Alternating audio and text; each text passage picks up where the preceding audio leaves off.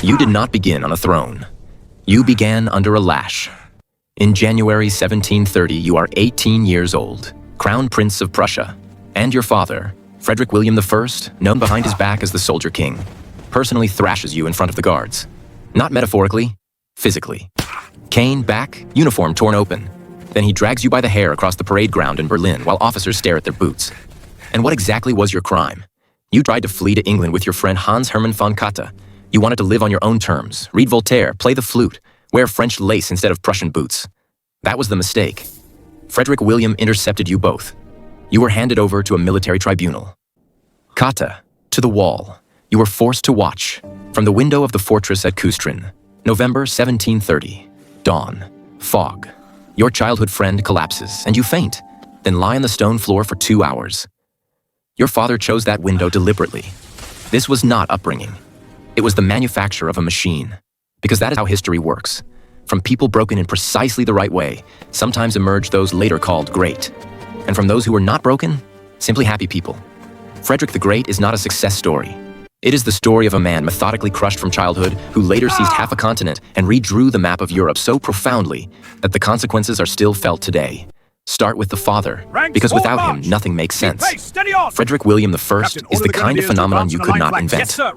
He built the Prussian army almost from scratch.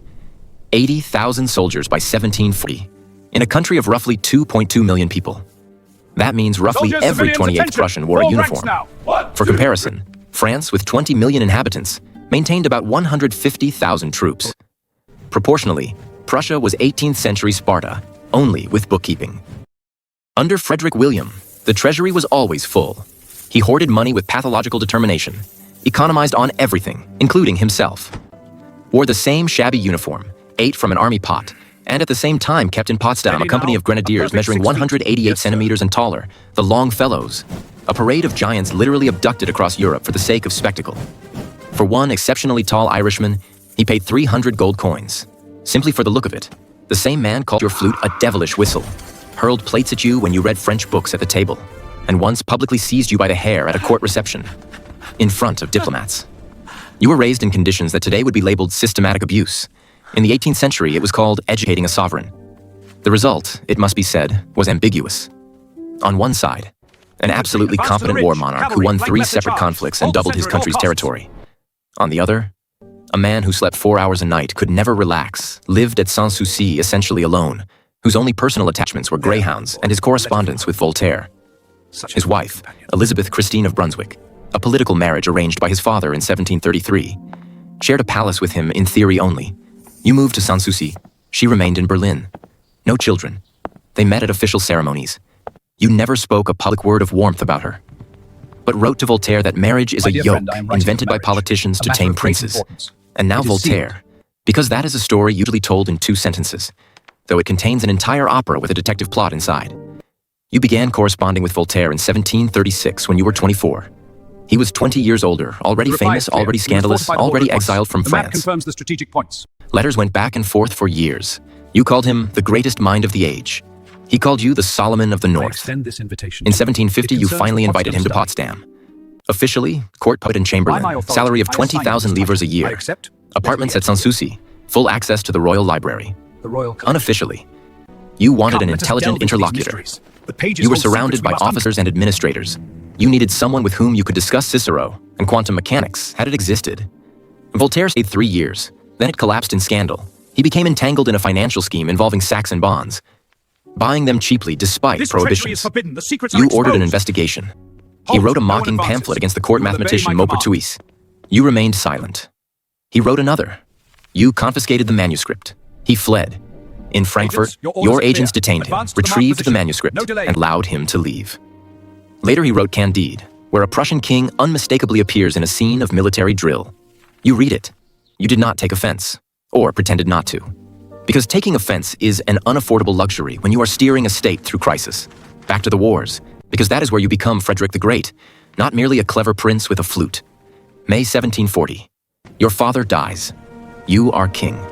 28 years old. 7 million thalers in the treasury. Your father saved like a man possessed. An army of 80,000.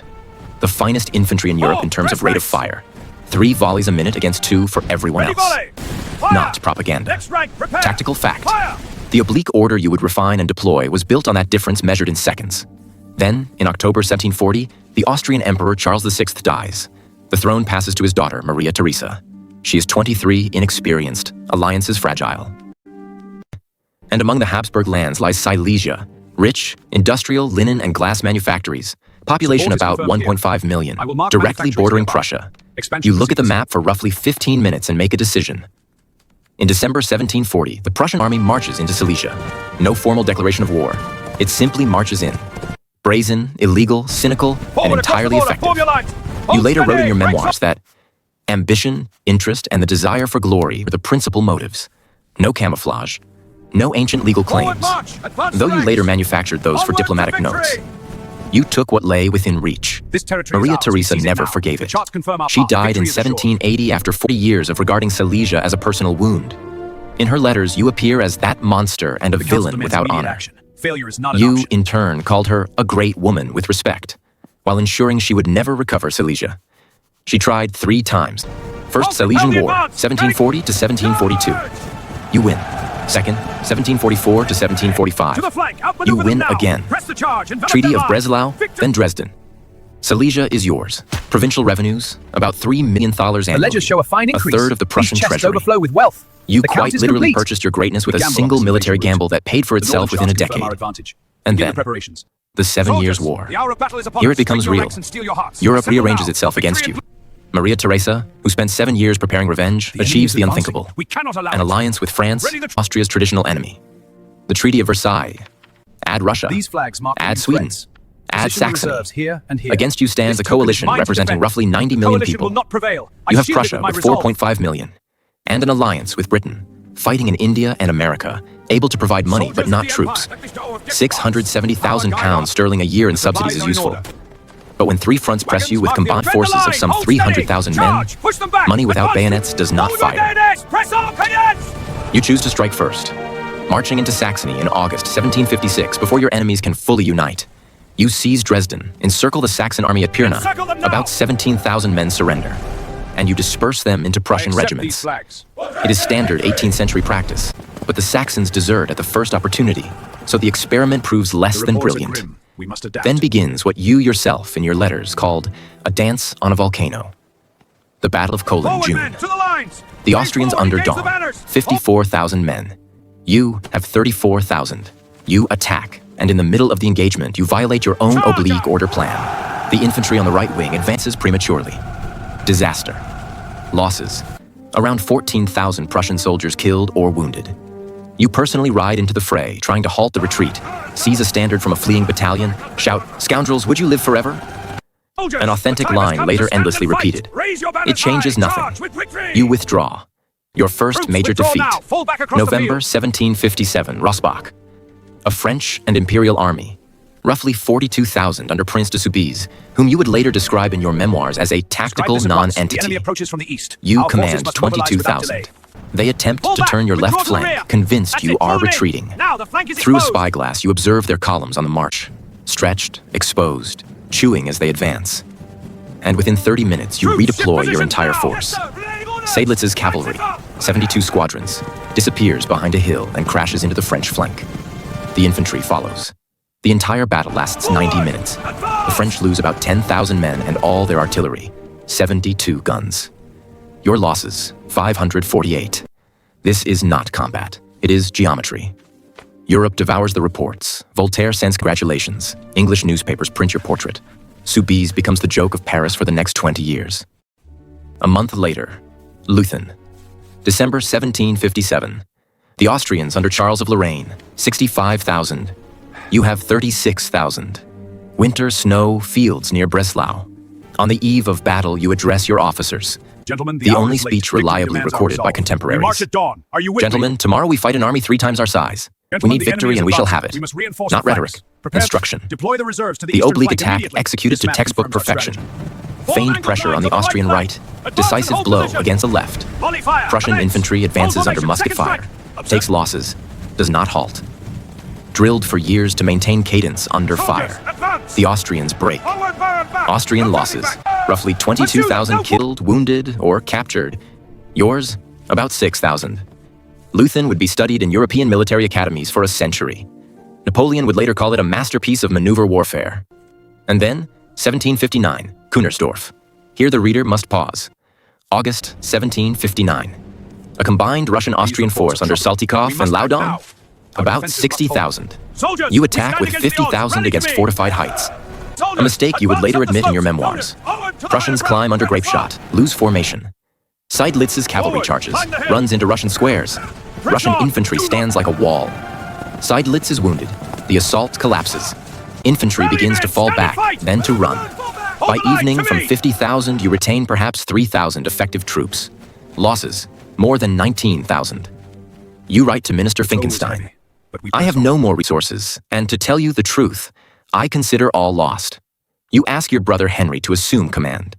You contemplate poison. A capsule had been with you since 1757. This is documented. Berlin lies open, enemies within 200 kilometers. And nothing happens. Saltykov does not march on Berlin. Officially, supply problems, heavy Russian losses as well, around 13,000. Unofficially, no clear directive to advance. Austrians and Russians fail to coordinate. Interests diverge. Berlin remains standing. Frederick gathers the remnants, calls up new levies, and the war drags on 3 more years. This is what became known as the miracle of the House of Brandenburg. And here begins the part most textbooks recount, though not always correctly. In January 1762, Empress Elizabeth of Russia dies. Peter III ascends, a man who venerates Frederick almost as an idol, keeps his portrait in his study, wears a Prussian uniform at official receptions, calls him a genius commander. In March 1762, Russia exits the war and restores all conquests. East Prussia, occupied since 1758 and all seized territories. No compensation. Simply so, because the new Tsar is an admirer. Within months, Peter III will be overthrown in a palace coup. His wife, Catherine, takes power. Yet she does not reverse the peace with Prussia. Too many other concerns press. Sweden leaves in May 1762. Austria alone agrees to the Treaty of Hubertusburg in February 1763. Terms: status quo ante. Each returns what was taken. Silesia remains yours. After 7 years of war, Prussia has lost around 180,000 soldiers, in addition to civilian losses from famine and disease. The treasury is empty, agriculture in the eastern provinces devastated. You have won, in the sense that you did not lose, and that, in a war of survival, is often the truest definition of victory. You are standing when everyone expected you to fall. After Kunersdorf, you could objectively have ended the war on almost any terms and perhaps retained Silesia. You did not. The coalition's inability to coordinate helped you. The Russian succession helped you, British gold helped you, but so did the reputation of a man who cannot be finished. And reputation itself is a strategic instrument. After 1763, no major wars for 20 years. You rebuild the state. The reconstruction of Prussia after the 7 Years' War remains a subject economists still dissect. You distribute seed grain-free to ruined peasants. Around 35,000 horses from army stocks are transferred to provinces for plowing. You revive Silesian manufactories, textiles, glass, metal. Introduce protective tariffs. Found the Berlin Bank in 1765. In 1763, you promote the potato as a staple crop. An agricultural campaign against famine. You personally tour villages and insist potatoes be planted where rye once grew. Peasants resist. The potato is unfamiliar, a devil's apple. You issue an edict and station guards around royal potato fields, deliberately with gaps. So peasants will steal the tubers at night and plant them themselves. A documented story. You later earn the nickname the Potato King, and to this day, potatoes are laid on your grave at Sanssouci.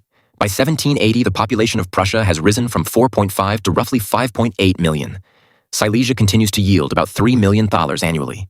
The army again numbers 200,000. Berlin grows from a provincial town of 60,000 in 1740 to a European capital of 150,000 by 1780. Along Unter den Linden rise the Berlin State Opera, opened 1742.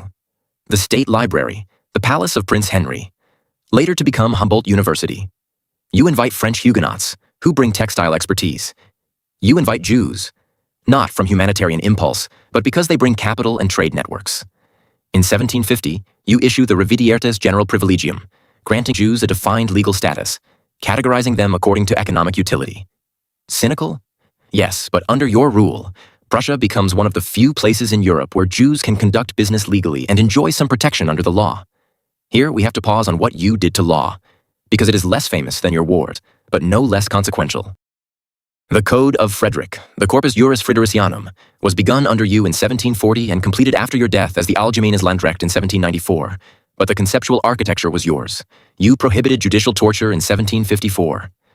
Prussia became one of the first states in Europe to do so. You guaranteed freedom of religion. Catholics, Lutherans, Calvinists, Jews, all under the protection of the law. A real quotation. In my states, everyone may seek salvation in his own fashion. You abolished serfdom on royal domains, though it remained on private noble estates. You lacked the political leverage to break the Junkers entirely, and you knew it. You established an independent judicial estate, and formally forbade the monarch from interfering in court decisions, including yourself. It sounds noble. But then there is the case of the Miller Arnold in 1779. Properly convicted by the courts for failing to pay rent, yet you personally overturned the verdict, dismissed 3 judges, and rewrote the judgment because you believed the Miller innocent. The judges filed a complaint. You replied that the king stands above the courts in exceptional cases. The contradiction is obvious. No one has ever fully resolved it. It simply stands. Enlightened absolutism means a monarch reads Locke and Montesquieu, translates their principles into legislation, and then ignores them when they obstruct his will. You are the genre's perfect specimen. The first partition of Poland in 1772 is a masterpiece of geopolitical cynicism that still feels like a bad detective story written by a corrupt screenwriter. Poland in the 1770s was weak and decentralized, paralyzed by the Liberum veto in its Sejm. Any deputy could block any decision. Russia, Austria, and Prussia regarded it like 3 burglars eyeing a poorly locked shop. Formally, the initiative came from Russia. In practice, you were decisive. You persuaded Catherine II that orderly division was preferable to war over Polish instability. Austria hesitated. Maria Theresa wept over the immorality of it and signed the documents at the same time. You later wrote, "She wept, but she took. The more she wept, the more she took." A real line. Prussia received West Prussia, the corridor between Brandenburg and East Prussia that had long been a logistical inconvenience. Now your territories were contiguous. Danzig was not included. You did not get it. Poland managed to retain it that round, and you resented it for the rest of your life. But Warmia, access to the Baltic, roughly 36,000 square kilometers, 600,000 new subjects, and Vistula trade routes came under your crown. You named the province West Preussen and toured it personally. The country resembles Canada, you remarked, only colder and less Canadian. Between 1740 and 1786, from your accession to your death, Prussia's territory expanded from roughly 119,000 to about 195,000 square kilometers. Its population rose from about 2.2 to 5.8 million. The army grew from 80,000 to 200,000. Annual revenues climbed from 7 million to nearly 25 million thalers. This was not a miracle. It was systematic, cold, relentless state building, purchased at enormous human cost. And the strangest element of all, you never particularly loved Prussia. You spoke French, thought in French, wrote in French. Around 30 volumes, almost entirely in that language. German, you once remarked, was a language for coachmen. You were a citizen of the Enlightenment, a European intellectual administering a German state like the chief steward of a vast estate. Personally, you would have been more at ease in a Parisian salon. But you were born where you were born, and your father fashioned you into what you became. That is one of the great ironies of your life. Frederick William I, who despised you for weakness, flutes, and books, created precisely the army and treasury with which you fought. Without his hoarding, you would not have entered Silesia in 1740. Without his military reforms, Prussian infantry would not have fired 3 volleys a minute. You won with your father's instruments. Only you understood how to use them. It is almost too elegantly unfair for history. Which is rarely elegant. The final years, the 1780s, reveal a physically disintegrating man in a magnificent palace. You are past 70, crippled by gout, short of breath, sleeping in an armchair because lying flat is painful. Around you are greyhounds you trust more than people. Correspondence continues. With D'Alembert, with European scholars, with booksellers. You still sign decrees, still receive military reports. The Bavarian succession crisis of 1778 to 1779, the so-called Potato War, because armies wandered fields and consumed potatoes more than they fought, you resolve through diplomacy and bluff. The Treaty of Teschen leaves Prussia intact. On August 17th, 1786, you die at Sanssouci, in an armchair, not a bed. The greyhounds nearby. You had asked to be buried beside them on the terrace of Sanssouci, without ecclesiastical pomp or grand coffin. Your nephew and successor, Frederick William II, instead interred you in the garrison church at Potsdam, beside the father you feared all your life and ultimately surpassed. You lay there until 1991, when you were finally reburied at Sanssouci as you had wished. 2 centuries in the wrong place, even in death, not according to plan. What remains? A map. The Prussia you inherited? A modest stretch of northern German sand with ambitions, became under you a great power reckoned with by France, Austria, and Russia alike. 85 years after your death, in 1871, Bismarck would unify Germany under the Prussian crown. A Kaiser would be proclaimed in Versailles. And the Germany that would shape and shatter the 20th century stood upon the administrative, military, and legal foundations you consolidated. Whether one likes it or not, that continuity is undeniable. The young Frederick flogged on the parade ground in 1730 was promised none of that. He was promised only the next blow.